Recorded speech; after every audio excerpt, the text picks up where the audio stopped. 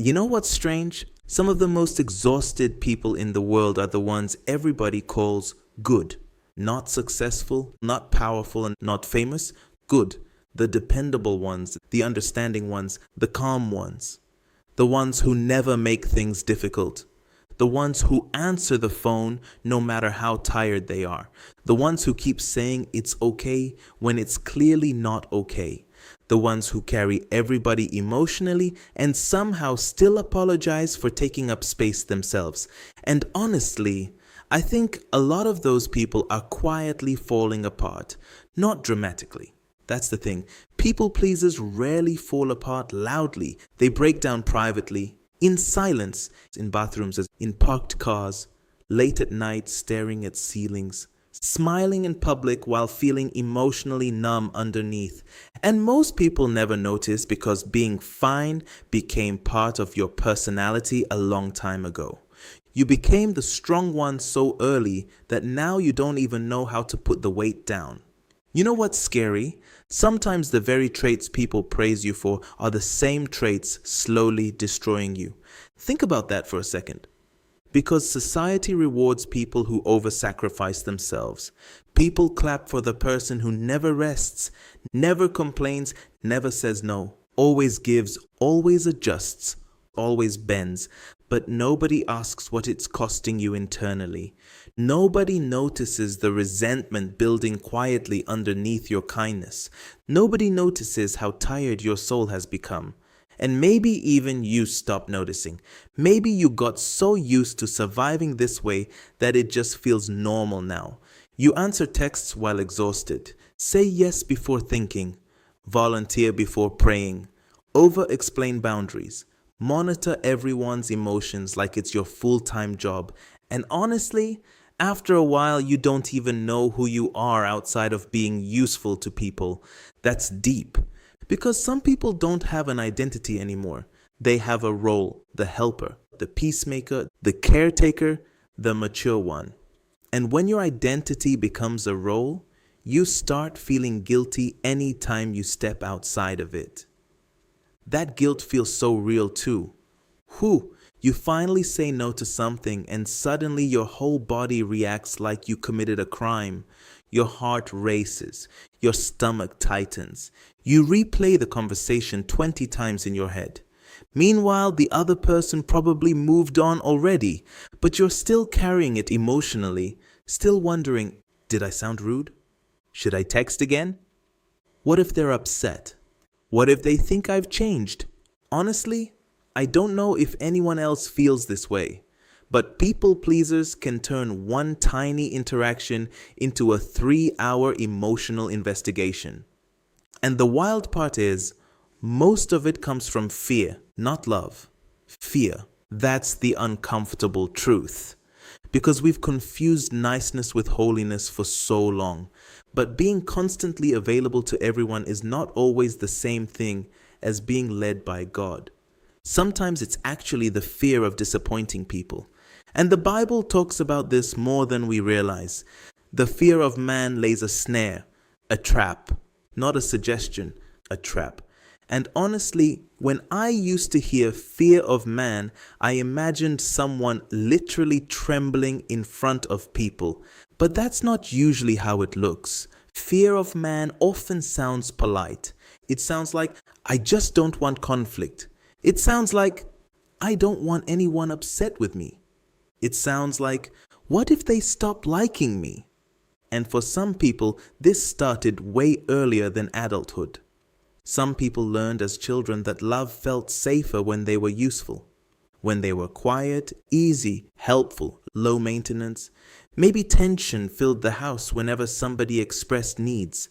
Maybe approval disappeared when you disappointed people. Maybe peace only existed when everybody else stayed emotionally comfortable, so your nervous system adapted. You learned how to survive by becoming agreeable. That's why boundaries feel terrifying now. Because somewhere deep inside, your brain connected disappointment with danger. So now when you say no, your body reacts like something bad is about to happen. That reaction is real. But here's the important part. Feeling unsafe is not always the same thing as actually being unsafe. That changes everything. Because some of you think the guilt you feel after setting boundaries means you're doing something wrong. No. Sometimes guilt is just your old conditioning panicking because you're finally becoming honest. That old version of you learned, keep everybody happy and you'll stay loved. So when you stop performing that role, it feels unnatural at first. Healing almost always feels unnatural in the beginning. People don't talk about that enough. Healing is awkward, messy, uncomfortable. Sometimes healing looks like typing a text message and deleting it 6 times because you're trying to say no without apologizing for existing. Sometimes healing is letting a phone ring while fighting the urge to rescue everybody. Sometimes healing is sitting in silence after disappointing someone and realizing the world didn't end, you survived it. That's huge for people pleasers. Because some of us genuinely believe disapproval is catastrophic. We treat disappointment like emotional death. And honestly, that mindset will exhaust you for the rest of your life if you don't confront it. Because there will always be another request, another expectation, another person needing something from you. Always. And if your worth is attached to being needed, you will never rest. Never. You'll feel guilty resting, guilty sleeping, guilty saying no, guilty choosing yourself. You'll become addicted to usefulness because usefulness feels like value. But listen carefully. Your worth did not come from how much access people have to you. You do not have to earn love by overextending yourself. And some of you desperately need to hear this. You are allowed to have limits. Allowed. Jesus had limits. Think about that. Jesus, the Son of God, did not heal every person in every town. He walked away from crowds. He rested. He disappeared to pray. He disappointed people. And yet somehow we've created this version of spirituality where burnout feels holy. Like exhaustion proves devotion. No. Sometimes exhaustion proves you've been ignoring your soul for too long. There's a difference. And honestly, resentment is usually one of the first warning signs. People pleasers become resentful because they keep saying yes when their spirit is begging for no. That resentment builds quietly, not always explosive anger. Sometimes it's emotional numbness, irritation, bitterness, feeling unseen. You start helping people while secretly feeling angry they keep asking. But the painful truth is, you trained people to expect endless access. That realization hurts. Because now you have to learn something most people never taught you. Love without self-abandonment. That's the goal. Not becoming cold, not becoming selfish. Just honest. Healthy love has honesty inside it. Healthy people are not always the nicest people in the room. Sometimes they're simply the clearest. Clear people say, I can't. I'm unavailable. That doesn't work for me. I need rest. And then they breathe. Meanwhile, people pleasers write emotional novels trying to soften one simple boundary.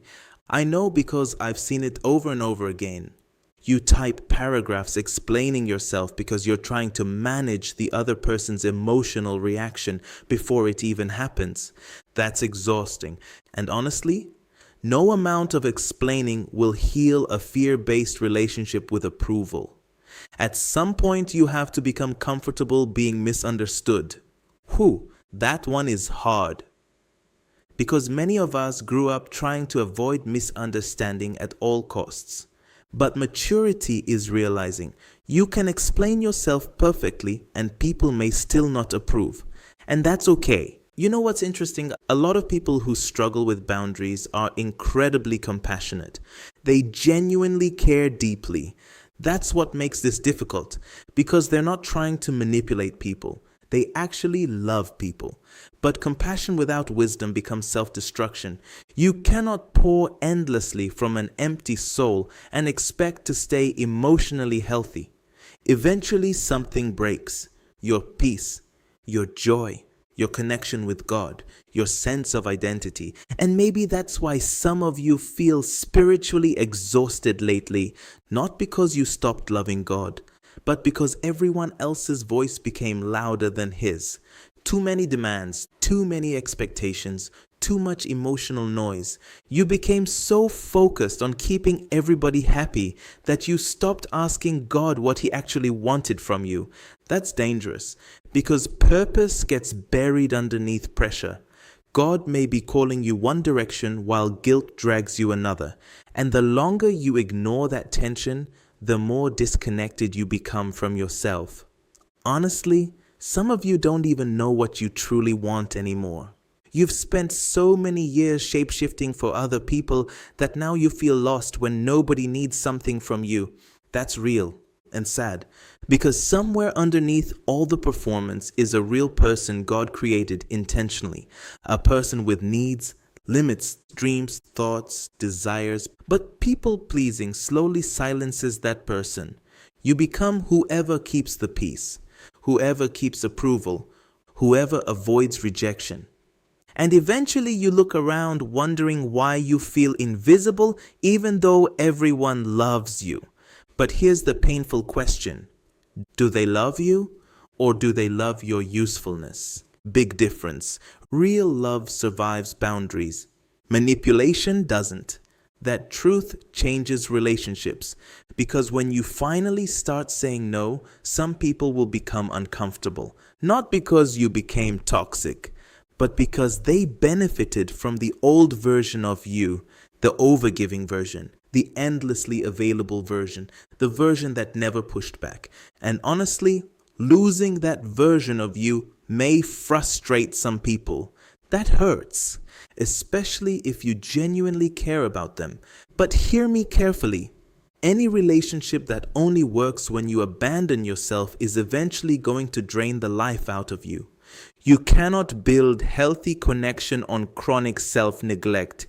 Eventually your soul protests, and sometimes it protests through anxiety, or burnout, or emotional numbness, or constant fatigue. Your body often reveals what your mouth refuses to say. That's why rest matters spiritually, not just physically, spiritually. Rest is one of the ways we remind ourselves that we are human, and God is not asking us to carry the entire world. Some of you have been trying to be everybody's savior. That role already belongs to Jesus, not you. And honestly, trying to save everyone will destroy your peace. You'll carry conversations long after they end. Carry guilt that was never yours. Carry pressure God never assigned to you. That's not freedom. And Jesus died for freedom.